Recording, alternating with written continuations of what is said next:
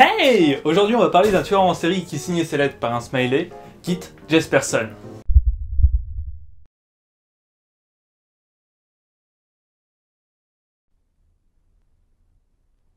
Kit Hunter Jesperson est né le 6 avril 1955 dans la ville de Chilliwack au Canada. Son père était un alcoolique dominateur qui le battait. Et le reste de sa famille en profitait aussi.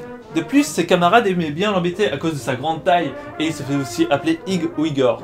Il réussit le lycée en 1973, mais s'arrêta là parce que son père le croyait incapable de réussir l'université.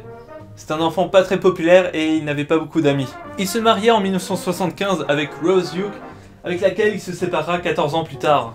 En fait, sa femme le soupçonnait d'avoir des relations extra-conjugaux. Cependant, il donna naissance à 2 filles et un garçon. Pour subvenir aux besoins de sa famille, il travailla en tant que chauffeur routier. Il tenta tout de même à 35 ans, c'est-à-dire après son divorce, d'entrer dans la gendarmerie royale du Canada, mais sans succès. Et c'est suite à cet échec qu'il reprit son ancien métier et qui commença par la même occasion à tuer. Il faut dire que très jeune, Kit Jesperson a montré les signes d'un futur tueur en série. C'était un enfant solitaire, qui n'aimait pas les compromis ni la contradiction, et qui prenait plaisir à torturer et à tuer les animaux. Il ira même dans sa jeunesse à essayer de tuer d'autres enfants qui l'embêtaient. Et quand je veux dire embêter, c'est quand ils ont cherché la bagarre.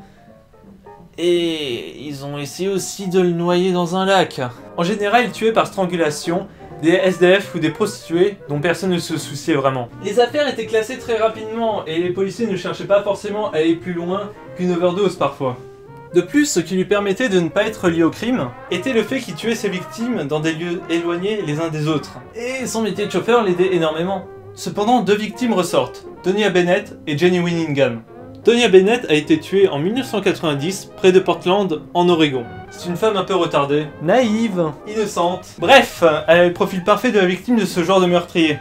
Elle a été retrouvée dans les bois et sans surprise, elle a été étranglée. Et elle a tellement été violemment frappée que pour connaître son identité, les policiers ont dû utiliser le registre des personnes disparues, mais aussi utiliser la presse. On peut aussi noter qu'elle a été retrouvée à moitié dévêtue et que la braguette de son jean a été volontairement découpée. Ce qui est intéressant dans cette affaire, c'est la tournure qu'elle va prendre. Pour faire simple, une femme du nom de Laverne Pavlinac fournira de fausses preuves et de fausses accusations à l'encontre de son copain qu'elle trouve un peu trop... comment dire... dérangeant. Et ira même dire qu'il l'a forcé à tuer Tonya Bennett et l'avouera à sa fille pour être beaucoup plus convaincante. Ils ont donc été jugés et mis en prison en 1991. Inutile de dire qu'en prison, elle a essayé de se faire disculper, mais sans succès. Finalement, ils finiront tous deux par sortir de prison en 1995, suite à l'association du meurtre de Tonya Bennett à Kit Jesperson. Dès lors, il est légitime de se demander comment a-t-il été attrapé.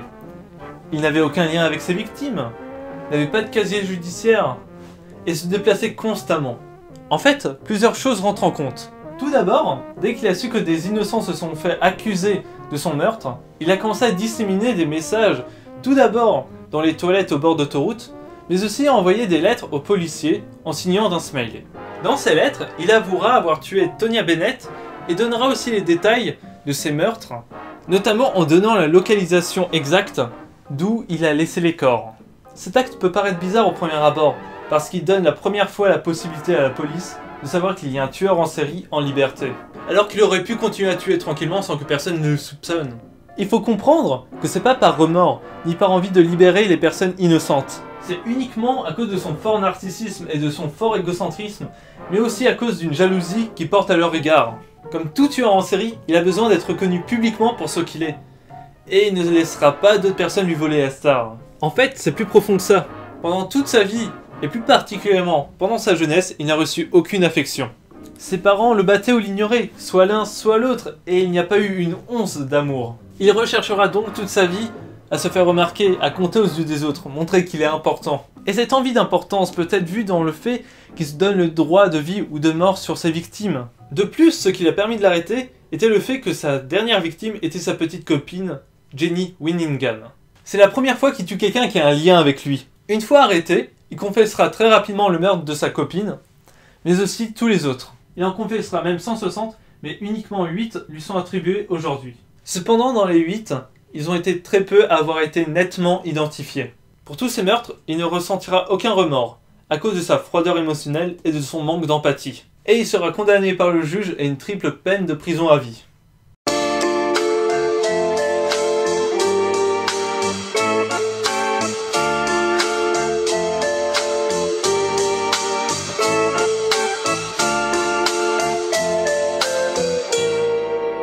Yeah. We sell crack to our own out the back of our homes. We smell the musk of the dusk and the crack of the dawn. We go